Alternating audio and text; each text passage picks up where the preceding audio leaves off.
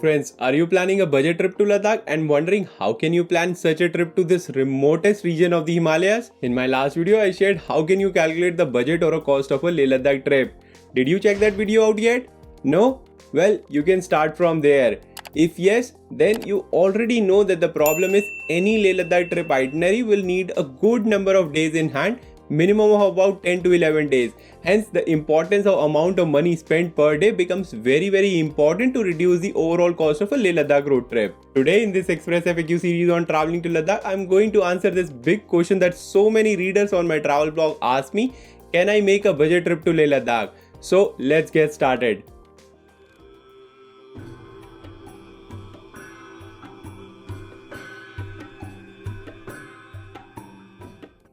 Jule friends, if you are new to my channel, my name is Dheeraj and I help people in planning memorable trips to the Himalayas. Well, the short answer to the question is yes, you can make a budget trip to Leh Ladakh or at least save some money on this trip.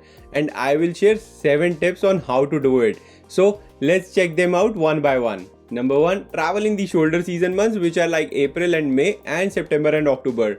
Traveling in the less touristy season has its own advantages and disadvantages, and there are 3 reasons this could work out for you. A. Spot bookings, which will reduce the overall cost. B. Discounts and offers due to the fewer tourists. And C. The rush at the best tourist spots is much lesser in these shoulder months. You don't need to search for any Leh Ladakh budget tour packages. Instead, the cost of Leh Ladakh trip will reduce in the shoulder season automatically. Secondly, commute and stay in group of 3 to 5 people. Well, if I talk about accommodation costs only, then traveling in this optimal group size brings down the cost of the rooms to bare minimum. Concerning about the commute, a complete taxi could be hired and the whole group, which is of 5 people, can share the taxi cost evenly. You can consider hiring a tempo traveler if the group size is much more significant. Self-drive ride in your own vehicle or bike is the cheapest and most flexible option out there, and camping in Ladakh is another good option to reduce the overall cost. Number 3. Find some on-the-spot deals for accommodation and taxis. Well, with the on-spot booking, the cost will always comes down. Booking online or over the phone is still always costlier. You could also inspect the room before you book it, especially if you have some time to do it.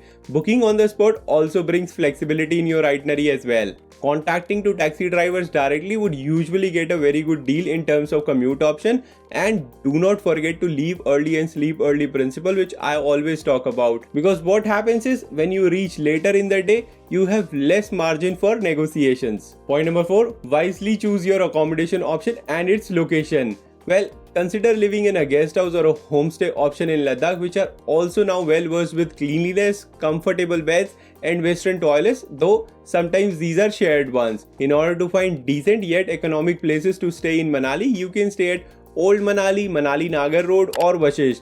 Similarly, Leh is full of such small budget guest houses which are available at Upper Tukcha Road, Fort Road. Some clusters are there near Main Market, Zangsti Road, etc. You can always refer some of the cheapest options that I have mentioned in the description of this video.